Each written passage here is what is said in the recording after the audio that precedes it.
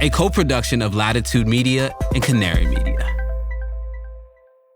So Taylor Swift was named Time's Person of the Year. Do we have any Swifties here?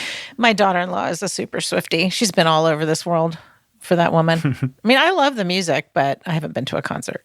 There was a climate change element to her tour. In her recent Brazil concert, unfortunately, sadly, one person died at the concert. The temperature was 110 degrees and the humidity made it feel like 140 degrees. Who here would stand in 140-degree heat to watch Taylor Swift? Probably millions of people. Not me, though. Yeah. I mean, I thought that was just the normal heat she brought to her shows. The reflection off of all those sequins. Concentrating solar power. This is The Carbon Copy. I'm Stephen Lacey. The competing storylines on the energy transition from 2023 were stark. A looming peak in demand for oil, gas, and coal, a global agreement to transition away from fossil fuels, in theory at least, and an increasingly realistic pathway to triple renewables development. But we also experienced the hottest global temperatures in 125,000 years, record U.S. oil and gas production, inflation headwinds that challenged large renewables projects, and a very tough year for clean energy stocks. This week, our take on the forward, back, and sideways trajectories for clean energy and climate tech over the last year.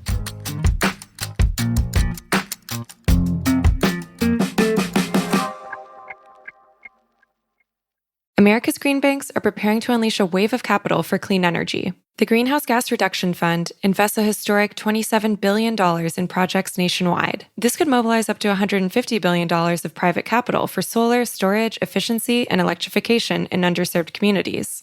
So how do we deploy those billions quickly, efficiently, and with the highest impact? On July 18th, Latitude Media and Banyan Infrastructure will host a virtual event exploring the on-the-ground realities of making America's green banks a success. Register for free by clicking the link in the show notes or go to latitudemedia.com/events.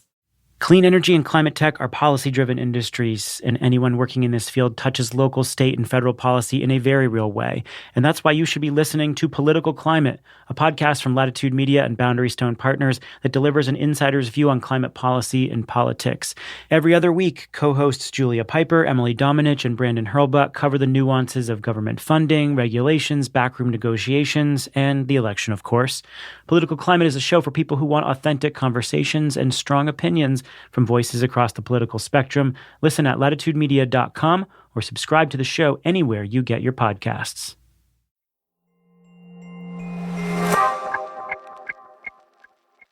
Welcome to the show. I'm the executive editor at Latitude Media, and I'm joined to round out the year by a group of familiar voices. Catherine Hamilton's the chair and co-founder of 38 North. Hello, Catherine. Hey, so glad to be here for the final show. Maria Gallucci, final show of the year, not the final show ever. Okay. Maria Gallucci is a senior reporter at Canary Media. Hi, Maria. Hi, good to be back. And Jeff St. John is the director of news and special projects at Canary Media. Hello, Jeff. Hey, Stephen. Thanks for having me. All right, so we're going to reflect. This is our chance to do that. It's our obligatory reflection show. And as we get deeper into the 2020s, everything is just becoming a lot more real. Doesn't it feel like that? I mean, in November, the world briefly passed this critical threshold. Average global temperatures were 2 degrees Celsius above pre-industrial levels. It only lasted a day, but it was a clear reminder of the world we are actively creating and the wild swings in temperature and extreme events over the last year across the globe brought that into stark relief. And so every new investment in energy infrastructure matters in an increasingly consequential way. And this is the decade to get it right. And we're almost halfway through the decade at this point. So as is tradition, we're going to spend some time outlining our picks for storylines of the year with that urgency and those stakes in mind. And we're going to talk about what they signal about the path ahead here in the U.S. and beyond. So we'll break it down in the following way. We're going to start with the rising star, the sector, technology, company, person that had the most momentum in 2023. Then we'll go to the falling star, the same sector, technology, company, or person that had the biggest downfall or reversal of fortune in 2023.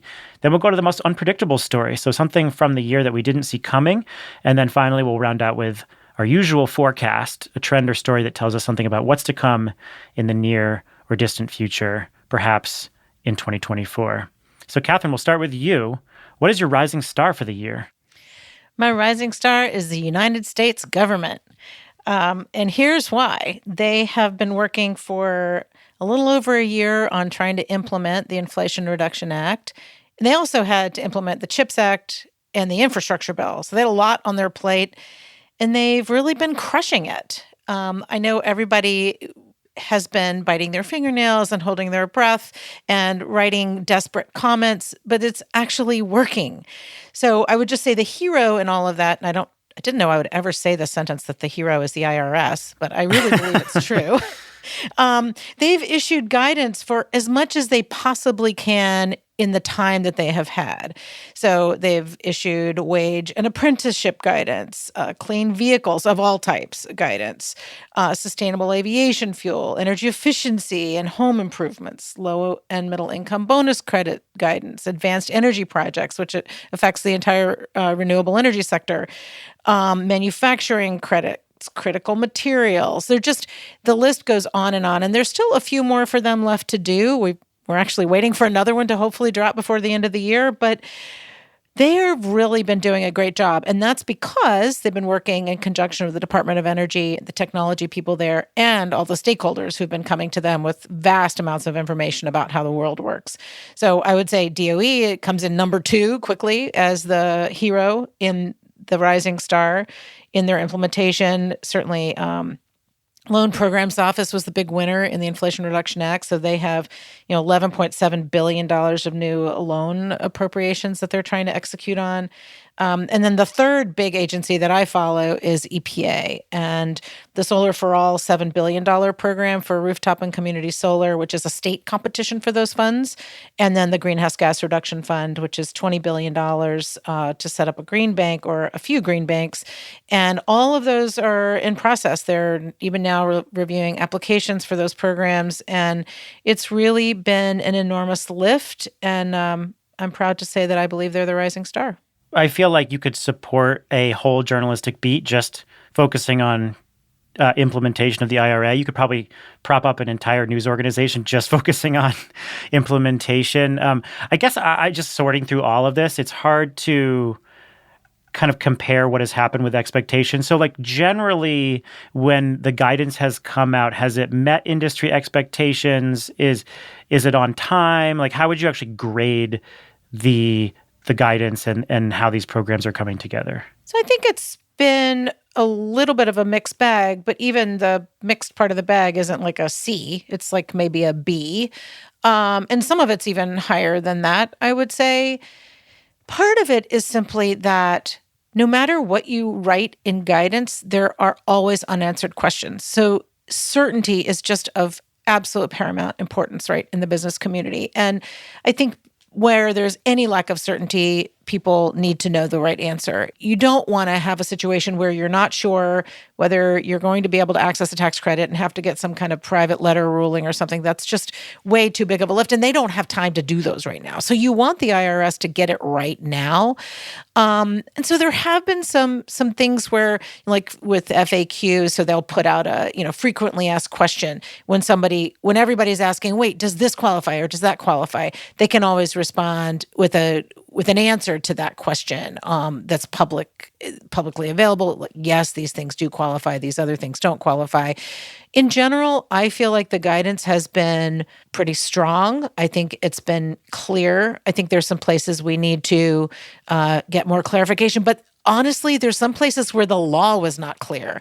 And so there's some things we can talk about later about how the law, the Inflation Reduction Act, has some provisions in it that simply were not written in a way that the IRS and Treasury could even interpret it in a very clear way. So I think on the whole, they've been doing B plus A minus from where I sit. There is some biggie guidance coming out on EV tax credits and hydrogen tax credits. Jeff, Maria, I know you've been following this. Any commentary on how those landed and what's to come now that we know how those tax credits are going to be structured? Yeah, I think that the EV tax credit was largely anticipated, but it will put a lot of pressure on automakers selling vehicles in the U.S. to try to find a way to get not just the batteries that go into those EVs made in U.S. or U.S. free trade partner countries, but to ensure that all the critical minerals and materials that are going into those batteries don't come from foreign entities of concern. And for us, that term means largely one country, which is China. We have guidance from DOE and Treasury on just what that means, that foreign entity of concern guidance. And right now it's looking like, frankly, with China dominating so much, between 70 to 90% of key precursor, materials and kind of components of lithium-ion batteries, that very few, if any, EVs sold in the U.S. will be eligible for that $7,500 per EV tax credit, which is seen as really important for making these vehicles more affordable and really upping their adoption to hit that Biden administration goal of having half of all new car sales in the U.S. be EVs by 2030. So, on the other hand, it's driving an enormous amount of investment in domestic manufacturing of batteries, and what I think is probably accurately described as kind of a lithium gold rush here, seeking out sources of the raw material for these batteries in the U.S. and investment in technologies that can avoid using some of the more perilous minerals such as cobalt in future battery chemistries. So all in all, a good deal. A tough deal, but in keeping with the law's emphasis on onshoring clean energy manufacturing. On the 45V guidance for the hydrogen production tax credit, much more to talk about there. A highly complicated and fractious set of decisions that Treasury is grappling with.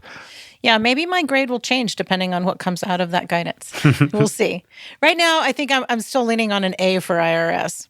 All right, Maria, what is your rising star? I think a rising star in clean energy this year would be geothermal energy, especially sort of the next generation technologies that try to access heat from unconventional places, kind of deeper into the ground, or maybe where there aren't hot springs or geysers available. And one standout startup in particular would be Fervo Energy. They use horizontal drilling techniques, fiber optic sensing tools, mainly developed by the oil and gas industry for fracking, and now they're using it to extract heat from the earth.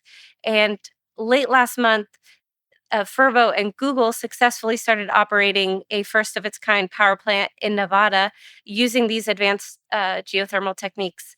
And it's now delivering electricity to the grid in Nevada, which is where Google operates some of its massive data centers.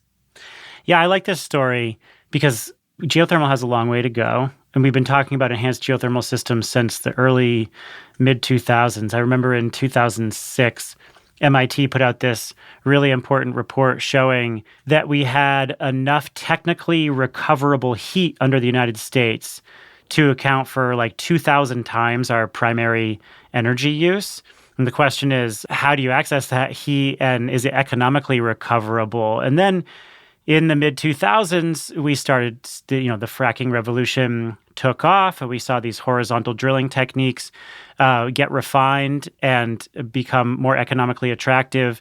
And then after a lot of trial and error with seismic activity, the government put out regulations on how to control seismic activity.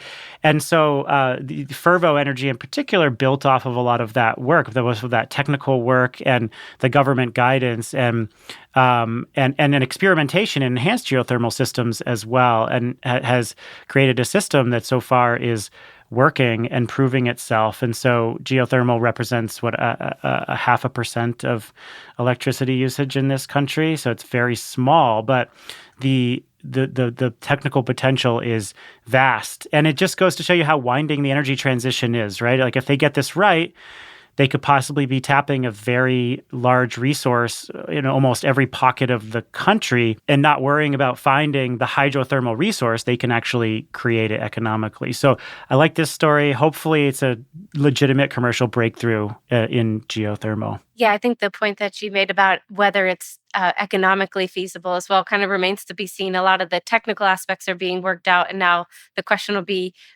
can they develop hundreds of megawatts or gigawatts worth of power plants at a price that people are willing to pay?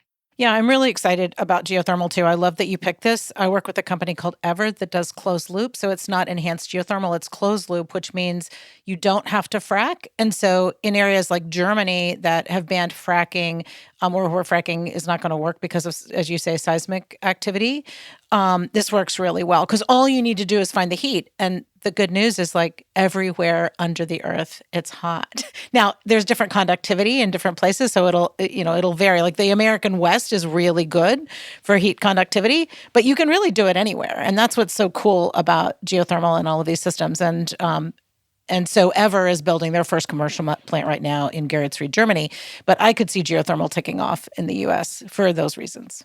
When you're saying closed loop, you mean basically they put a heat transfer fluid in a closed loop system and just use that for... Yeah, so you don't use water, you don't use fracking. It's not considered enhanced geothermal. It's considered closed loop or hot rock. Yeah. I think what's interesting too is that so earlier this year, I attended a geothermal industry conference, and there was sort of a gathering of folks from different sectors within geothermal. So the sort of commercial scale or utility scale power generation, like we've been talking about, but also residential heating and cooling and even energy storage. There are startups that are working on, how do you store that energy in the earth and bring it back like you would with a battery. So the category of geothermal is kind of, if not growing, it's sort of like starting to come together as an industry to try and sort of be a bigger force in clean energy. Jeff, what's your rising star?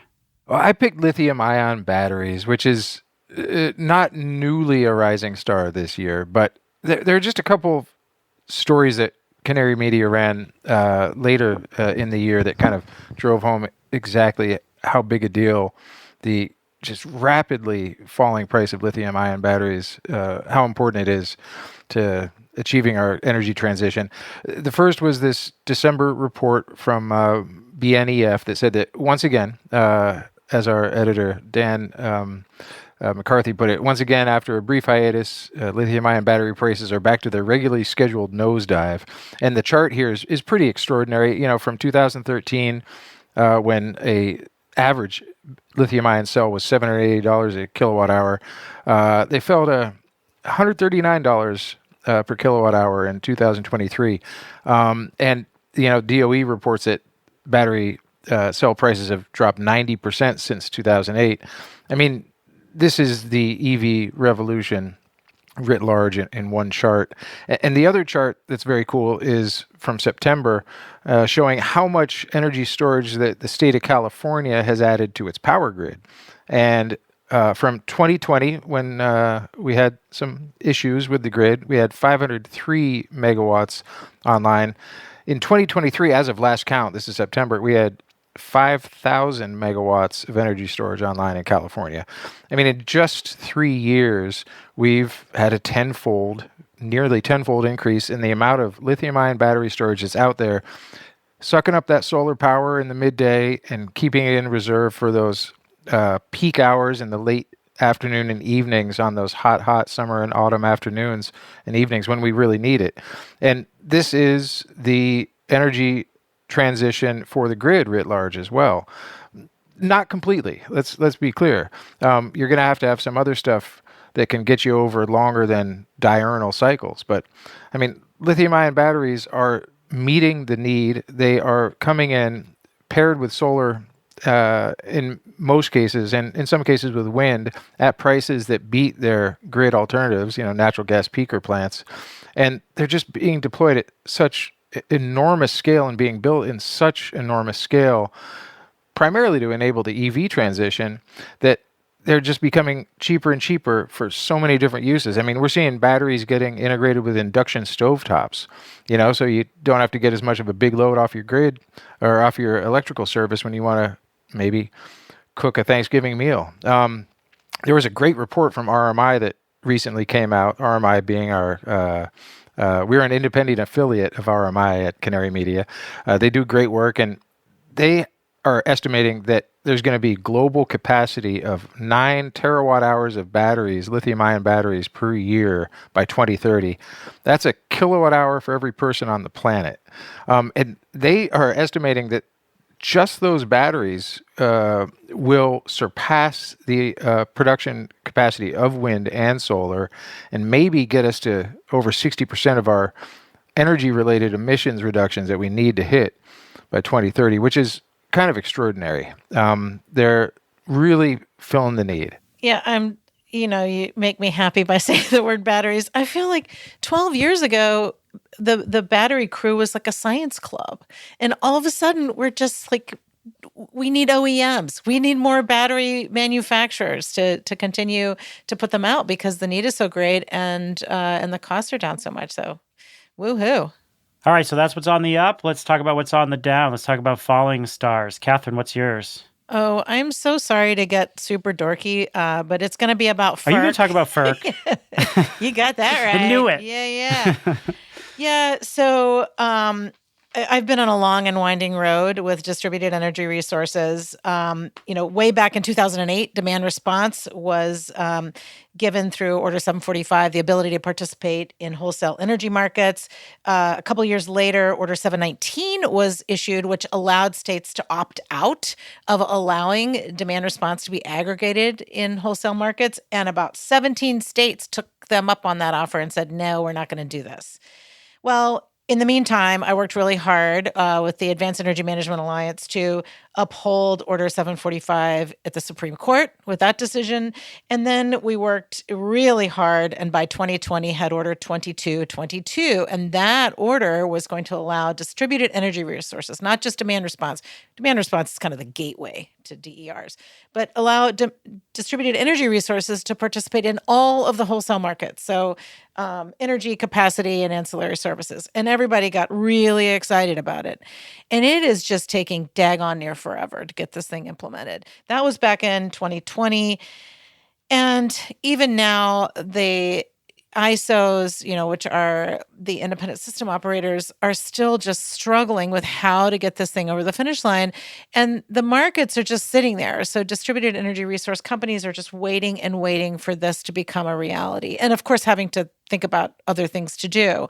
But just to break it down a little bit, so Cal ISO was kind of close. They're going to be implementing in 2024, so with just a few adjustments. New York had already done a lot of work with the New York Rev, so they already had a DER participation model. FERC still needs to weigh in on that, but that should be fully operational, hopefully by 2026. MISO in the Midwest said, we're going to do 2030. So this is 10 years from the time the order was issued. And FERC did issue a ruling that said, MISO, why so long? Why do you need so long to implement this? And then there are other ones, SPP, Southwest Power Pool is also taking a long time. And then ISO New England and PJM, there's still some issues out there on co-location and metering and telemetry issues, but it's just taking a really long time. And I don't want to say the DERs are the falling star, but I really feel like Order 2222 needs a little goosing. So everybody's sort of positioning themselves in the distributed energy world as a virtual power plant provider. It feels that way, at least. Like, does that market depend on these rules? Well, I mean, a virtual power plant is kind of a fancy way to say distributed energy resource aggregation. It's just like pulling all these resources together. They're in a lot of different places and trying to participate in the market. Now, we are seeing some interesting movement. NREL did a report for the Missouri Public Utility Commission. And as a result of that report, the Missouri Commission lifted their opt-out on 719. And 719 was only for demand response, but that really does kind of open the floodgates for aggregation in that state. Michigan also recently they're doing a kind of a gradual lifting of 719, and a lot of other states are looking at those out of those 17 states are looking at what would we do if we allowed at least demand response aggregation. And I think all of them are looking at, eventually the ISOs are going to have to implement Order 2222, so we might as well get ready for that. But, when it takes a long time and you have a lack of certainty, it's really hard to stay in business. And so there's a lot of churn in the industry. Some companies are doing better than others. So I think people are looking at like, how else can we get to this? Can we work through integrated resource plans in states and try to make sure that DER is like part of the mix there?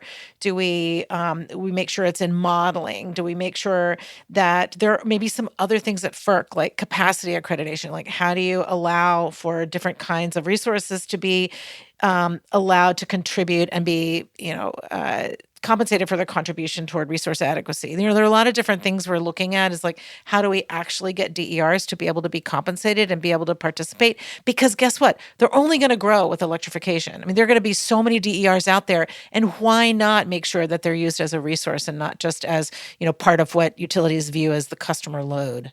Jeff, this is your jam, man. You've been following this for a long time. Any thoughts? Well, thank you, Catherine, for updating me on the status of 2222 compliance at the various ISOs. I had kind of lost track, I'm afraid to say. It is enormously complicated to set up these compliance mechanisms. I don't know that it needs to be as complicated as it is, but it does point to the kind of re-envisioning of how our grids work that brings up so many points that need to be solved for. I mean, I know that the state utility regulators and utilities were not too happy about Order 2222, and there are some good reasons, some not so good reasons for that opposition. This is potentially a direct competitor to vertically integrated utilities. I think that's kind of at the root of a lot of the opt-outs. But I guess distribution utilities do have an argument to make that if you're going to have megawatts and megawatts of DERs doing stuff for the wholesale markets, that they ought to know what that stuff is doing and when, so they can prepare their distribution grids for it. And I know that big brains like Energy Systems Integration Group and folks like that are working on the ways that you're going to put together the sensors and the communications that let that happen. I do think that it's important to give some clarity, as you said, to the industry so that they can see a path forward. I'm also very interested in tracking how DERs are getting bundled up into utility plans and programs. I know that Portland General Electric has been doing a lot of work on getting DERs into its integrated resource plan. And now, with Oregon law, Portland General Electric and the other utilities have to do clean energy plans. And they have a lot of DERs setting up to be a big part of their clean energy plans, and they're putting it together. A lot of California utilities are doing the same thing. New York utilities. It's happening, but trying to figure out a way for what utilities are doing and what state regulators are regulating and kind of align that with what independent system operators are doing and what FERC is regulating. There's a lot of, I think, opportunities for enhanced engagement, I think, between those different actors. Yeah, I've certainly had a lot of enhanced engagement there, Jeff, for sure, in the States to try and just to educate folks too. There's so many interesting models out there. Ontario is considering a DSO model, so they would be looking at like a distributed systems operation kind of model that would then, be the kind of the dot connector between the distributed energy resources and then the wholesale markets. I mean, there are a lot of different interesting proposals out there. I think, and everybody's got a different set of resources in their states. I'm hoping that we can, at a minimum, as you say about the modeling for IRPs, at a minimum, we need to make sure that DERs are included in all these modeling tools because they just haven't been. Maria, what's your falling star this year? My falling star this year would have to be the offshore wind industry. Globally, but specifically in the United States as well, because of sort of this slate of project cancellations or contract renegotiations and a whole cyclone of uncertainty, I guess, swirling around the sector. Yeah, kind of a rough year. Can you give us some highlights? Highlights? Sure. What do you mean, lowlights? Yeah. Yes, lowlights. Give us some lowlights. Sure. Well, there are some highlights, but I'll get to the bad stuff first. So in this year, BNEF kind of did a tally. I spoke with an analyst recently, said that 5.5 gigawatts worth of offshore wind projects that had contracts for their power were canceled.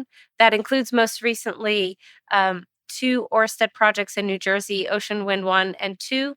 That would have, those projects alone represented 1.1 gigawatts.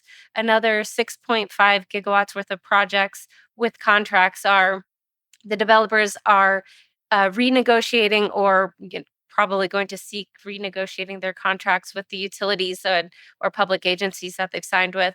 And so combined, those 12 gigawatts of canceled or projects up for renegotiation amount to about half of the pipeline of U.S. offshore wind projects that have contracts and have kind of are farthest along in the development process. So that puts a lot of the U.S. pipeline at jeopardy. That's not to say that projects won't continue to be developed and we won't continue to see gigawatts worth of growth. It's just going to happen much slower than I think was initially anticipated, or even, at the beginning of this year that analysts would have projected. Yeah. So what were the causes of the derailment of those specific projects? It was really a mix of these, right, high interest rates, skyrocketing inflation, supply chain delays, some cases very specifically to the offshore wind industry. Ørsted, in announcing the cancellation of its New Jersey project, cited the construction delays on the specialized vessel for delivering offshore wind turbines. And that's under construction in Brownsville, Texas. It's one of only a few vessels that can actually do that work of carrying the offshore turbines out to sites. The offshore wind industry just does not yet have this domestic supply chain. And so it's importing almost everything from Europe. That's also adding complications to the ways in which projects are developed. And every sort of delay, every cost increase really kind of hurts the bottom line for these billion-dollar multi-gigawatt projects. And Jeff, you gave us a little preview of what you wanted to talk about, and I know that offshore wind was your falling star as well.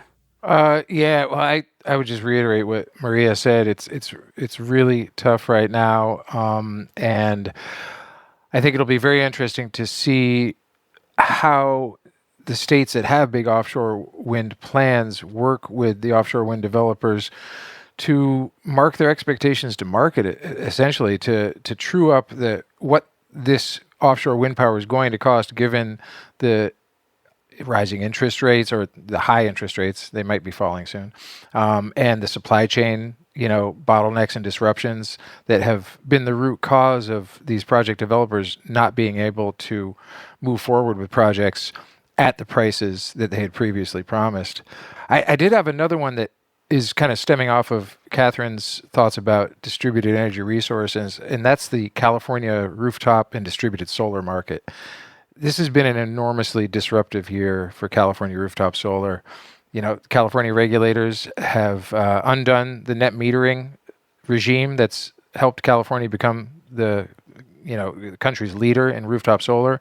The new regime cuts the compensation or economic value for rooftop solar for single-family homes roughly in half, and the installations have dropped by roughly 3/4 to 4/5 since that went into effect in April. And California solar installers are reporting that they're laying off about 1/5 to 1/4 of their workforce as a result. And some of them are not sure they're going to make it through the winter because, that's the slow season. So this is tough. And some industry stalwarts like Enphase and SunPower are really struggling financially, laying people off. I know SunPower is really financially distressed. Indeed. Yeah. I mean, California is a huge market for rooftop solar in this country. And what happens in California has implications across the big national folks. And the regional and state, kind of the long tail developers are really feeling the hit. There is kind of an alternative option. The California passed a really big budget a couple of years ago, and there was a lot of money in there for the California Energy Commission to go out and kind of incentivize folks to put batteries into their homes and businesses that could somewhat counterbalance the drop-off that is coming from the CPUC's changes in net metering. But right now, California is in a budget deficit again, and we're looking at clawing back some of that money. And there's an even kind of bigger meta discussion, I think, underway as to whether or not it should be the ratepayers of California's three big utilities, PG&E, SoCal Ed, and San Diego Gas and Electric, or whether or not it should be taxpayers who kind of foot the bill, and whether we should legislate money, kind of like we did with the California Solar Initiative back in the day. These are all very complicated topics, and it's not clear that the state leadership has kind of made clear to all the agencies how we're going to balance those. That was a great explanation, and I'm super curious as to how batteries are going to be able to help make up for it. All right, that's a good place to take a quick break. And when we come back, we'll talk about the most unpredictable stories and share our forecasts.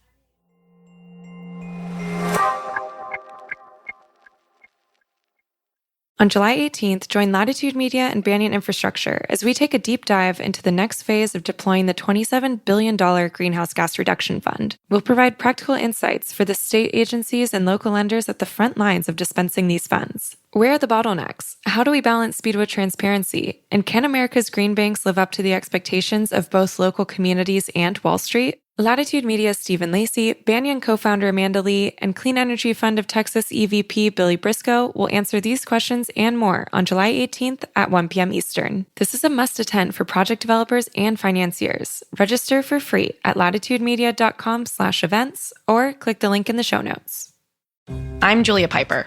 I'm Brandon Hurlbut. And I'm Emily Domenech. A little over a year ago, political climate took a break so we could focus on the groundwork of implementing America's biggest ever climate bill, the Inflation Reduction Act. I'm excited to say, political climate is back. And I'll be joined by my two co-hosts to riff on the top political stories and insider scoops, from state houses to the halls of Congress to regulatory agencies and even international climate talks. We'll explain how those developments are driving industry decisions today. Political Climate is a show for people who want authentic conversations. And to learn about how energy and climate policy is shaped within both political parties from the people who have actually helped shape it. So join me, Brandon, and Emily every other week, starting in April, for fresh episodes of Political Climate. Subscribe to the show wherever you listen to podcasts.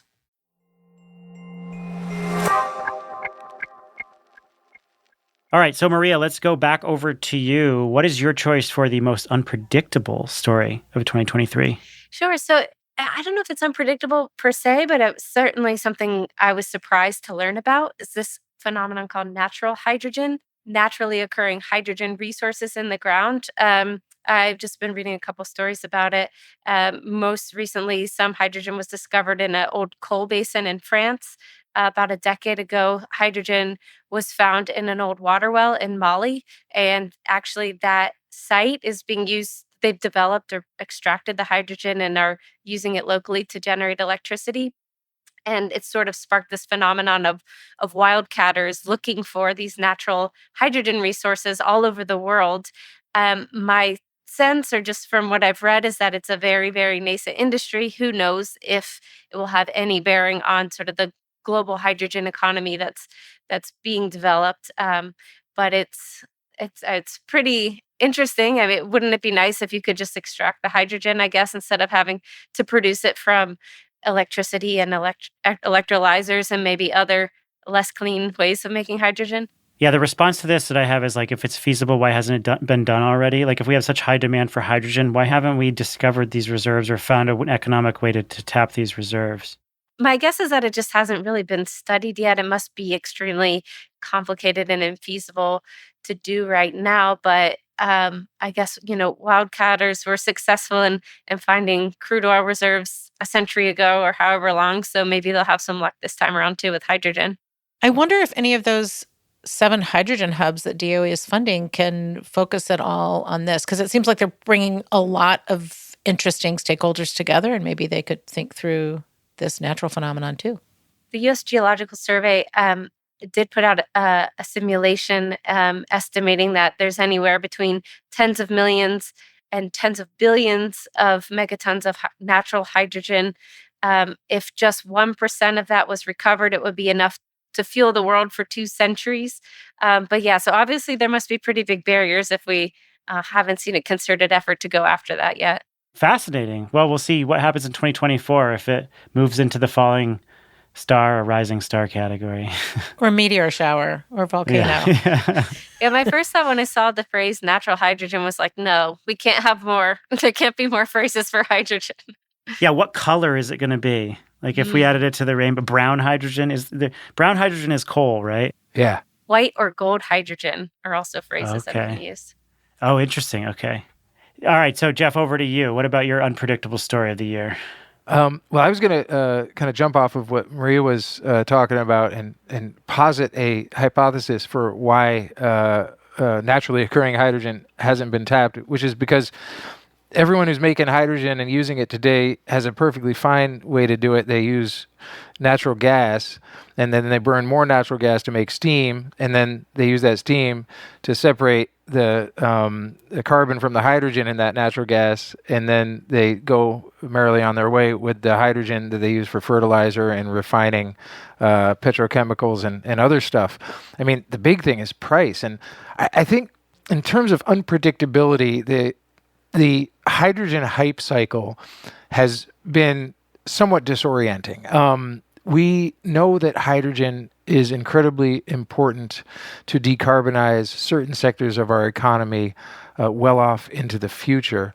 And we know that governments, the United States, the European Union, South Korea, Japan, others, are incentivizing hydrogen production for these purposes and making goals that are kind of astounding in their scope for gigawatts, tens of gigawatts of hydrogen production. And yet we do not have a clear path for the conversion of those investments and the realization of those goals with a kind of infrastructure, both physical and economic, that will allow the sectors that need the hydrogen to actually begin to use it at a price that they can afford. And so we have this kind of, I don't know if chicken and egg is quite the right phrase for it. We have this disconnect between all this money that's going to be flowing into making hydrogen that is low or zero carbon. That's an important caveat.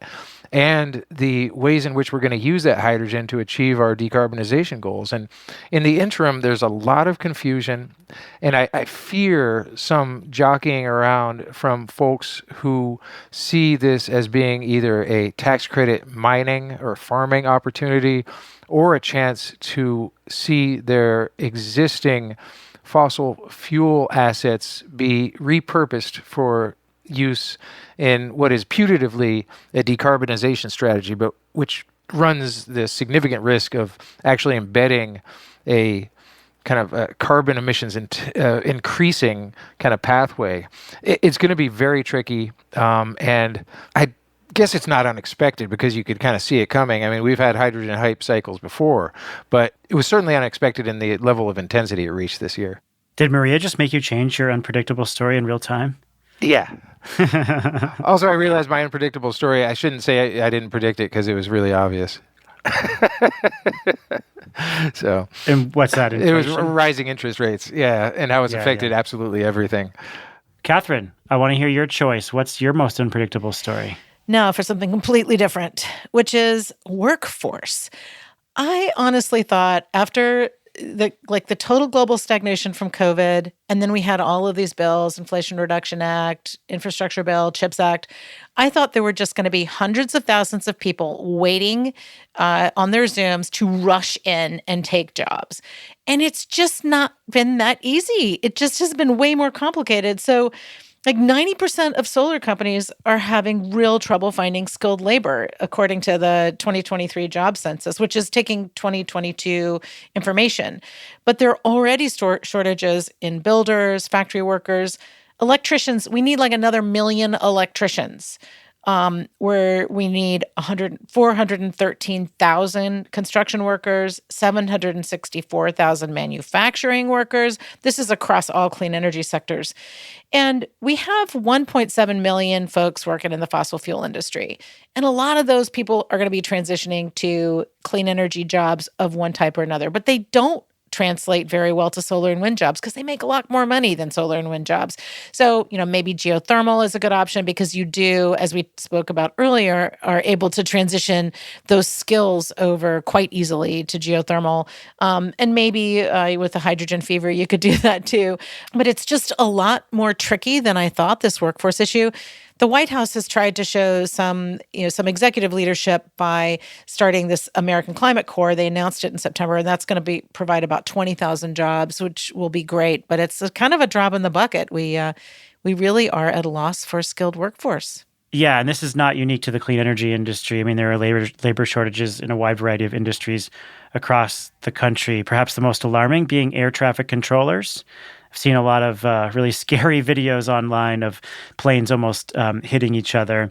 The U.S. Chamber of Commerce says that there are about a dozen states with very severe labor shortages, and then there's probably a dozen more with severe labor shortages. So, Catherine, what are some of like the macroeconomic factors contributing to this?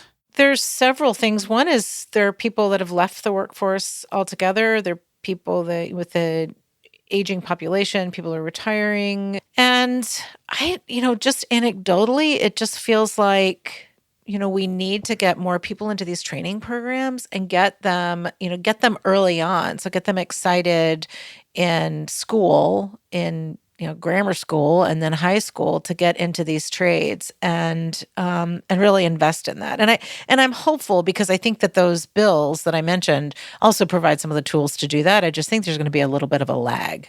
One interesting example of this that I've learned about in my reporting is within the geothermal heating and cooling space. So not the geothermal for energy production, but for having hot water and heat in your homes. There's a shortage of people who are qualified to drill these wells where you put the pipes in the ground. I spoke with a woman based in upstate New York, and she said a lot of these companies that do the drilling for geothermal projects, for residential geothermal, are kind of mom and pop shops that typically drill water wells for people who aren't connected to sort of the municipal water system. And so there's an effort underway. It's very small, and I think it's going to get started next year to start training people, as you were saying, Catherine, to kind of get folks interested and aware of the need for people who can drill, because it's not a skill that just anyone can kind of do walking in off the street. But it's also not something that people have been really trained to do because it sort of stays within the family. It's passed on generation to generation, and it's not sort of maybe even really known about outside sort of its own industry. All right, the forecast. This is when we look ahead a little bit. So we'll take what we've learned and peer off in the distance, maybe not too far, but let's see what's ahead. Jeff, what's your forecast? Oh, let me think about that. I'm kind of juggling parts 3 and 4 around. You're changing all of your... Yeah, I keep changing everything. Come here and you're like deciding in real time. Sort of, kind of. I could never do that. My forecast... okay, let's put it this way. It's going to be hard to build all the stuff we need to build fast enough. And we're going to have to really find the right mix between the big iron, the big transmission lines, the big utility scale solar and wind projects that need to come online at unprecedented scale to get us to our decarbonization goals. We're going to have to balance that with the development of the kind of grid edge stuff that we need to go revisit a phrase that we used a lot at Green Tech Media, all the rooftop solar, all the behind the meter batteries, all the electric vehicles that can discharge their power to your house when there's a blackout or when the grid is hitting its peak. And we're going to really need to see a collaborative and cooperative recalibration of what we need to hit our clean energy goals that really bring both of those classes of assets to the foreground. And Catherine, you talked about this earlier, that just this really the huge importance of being able to figure out a way to make sure that all the stuff that people are buying anyway, primarily EVs in this context, don't just sit there doing nothing for us. We got to figure out a way to value them and bring them into the fore. And we also have to figure out a way to get ready for what could be a slow roll on the transmission build out.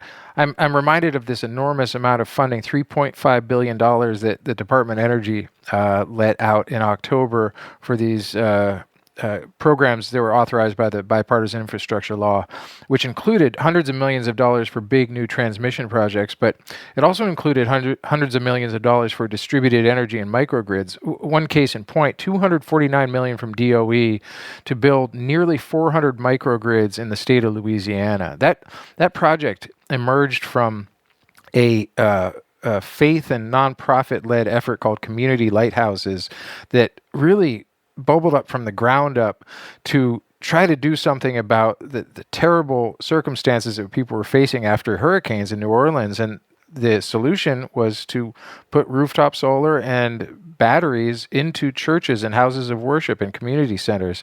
And the folks who were behind that stood it up from the ground up. They got local backing, they got charity backing, they got state backing, and now they've got $250 million from the Department of Energy to do what would be the biggest microgrid deployment in this country has ever seen. There's some really exciting opportunities to see models like that show the rest of the country how you bring those two things together. And where the rubber's going to meet the road is how the state utility regulators and Entergy, the incumbent utility in New Orleans and Louisiana, figure out how to work with all these community groups who don't just want to provide power for themselves, but use these islands of self-generated power as staging grounds for neighborhood, really rescue efforts in the wake of hurricanes. It's a very exciting development. And I'll bet you that the forecast is for more storms too, Jeff. Indeed. Indeed. Maria, what's your forecast? I think in 2024, we're going to hear a lot more about sustainable aviation fuel, or SAF. The Biden administration recently released guidance for tax credits for SAF. Major airlines are making commitments saying they're going to buy millions or billions of gallons worth of these fuels. And there are kind of new programs being rolled out to make it possible for people to buy certificates representing SAF. But of course, the big question is, what are these fuels made from? Are they actually reducing emissions? And how should producers be compensated? And what's the net benefit for the climate going to be? I think all of these sort of messy questions that I'm working out in real time are going to be happening in public a lot more next year too. I'm super excited about this. I work with a company called 12 that has a fuel called E-Jet, and they capture CO2. They use that, water and renewable energy, to make a fuel. And I just think that this space is super exciting. I'm really glad you picked it as something to focus on. Yeah, and thanks for bringing up 12 because I think analysts looking at the sector say eventually, to have sort of the cleanest version of SAF, will need fuels like the one that 12 is trying to produce, these E-Jets that aren't using, crops essentially or other forms of feedstocks. But, those are what we do have a lot of our crops and agricultural products, and what we have a lot less of are these sort of synthetic fuels that are being developed. I'm still waiting on those vertical takeoff and landing regional taxis. Well, with the eVTOLs that you brought up, those are so interesting because they're kind of not, at least at this stage in their development, they're not going after the emissions from passenger air travel. They're kind of trying to create a new segment of aviation that, in my mind, is for people who don't want to sit in a taxi. You're right. Very different sectors and use cases. Catherine, round us out. What's your forecast? Oh, so January 2024 starts our presidential election cycle year, which causes me a great deal of anxiety to even think about. However, there's some things I'm going to be working on, because no matter what happens, no matter what the outcome is, there's some things that can get done. And I would just say, we talked earlier about the Inflation Reduction Act and maybe some tweaks to it, some technical fixes, some bigger things, some things that maybe fell out, like the transmission investment tax credit that would have been really nice to have in there, or maybe the tax credit for hydropower upgrades and modifications for those plants. Maybe new industrial policy that we really, for example, green steel was not included in the Inflation Reduction Act. So there are a bunch of things that were missing, or there are gaps or need fixing. And I think teeing those up in this coming year is going to be really important, because guess what happens at the end of 2025? The Trump tax cuts that were put into place in 2017 expire. And there is going to be some room for negotiating, no matter who is in charge in any way. Now, of course, if Biden's the president and the Congress is all Democrat on both the Senate and the House, you could potentially see an Inflation Reduction Act 2.0, right? That's like the fever dream. We're going to get it all done. But if there's something else, if there's some other mixture, which is highly likely, then we can still get things done because there will be room for negotiation. I think 2024 is going to be the year, at least I'm working on, trying to figure out, like, how do we socialize things that didn't get done, that could be tweaked, that need to be done, so that we're in a good position when people are willing to cut deals.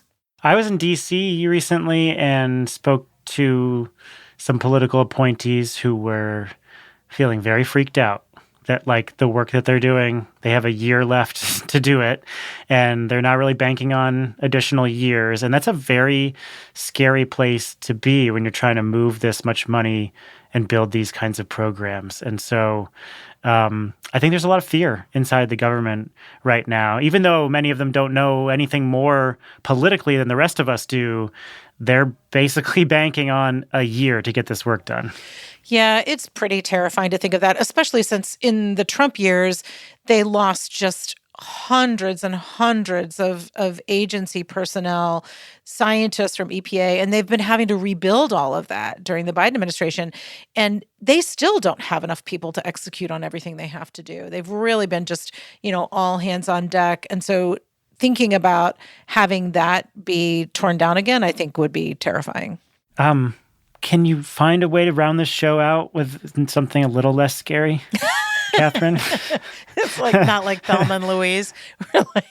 More like, let's see. The Last Starfighter. How about I predict that Taylor Swift will embark on another tour and she will use sustainable aviation fuels for all of her flights. Yes, I love it. And she will solve the workforce issue and save our economy. All she has to do is issue one tweet about finding a job as an electrician or a heat pump installer or a plumber or something, and boom, we got the problem fixed. We're done. Well, this was fun. Yeah. Have a great end of your year, y'all. Thanks for all your hard work and insights here. Maria Gallucci is senior reporter at Canary Media. Thanks, Maria. Thanks, Stephen, and Happy New Year to everyone. Jeff St. John is the director of news and special projects at Canary. Thanks, Jeff. Thanks, Stephen. Happy holidays. And Catherine Hamilton is co-founder and chair of 38 North. Thank you, Catherine. Thank you. Happy holidays to everybody.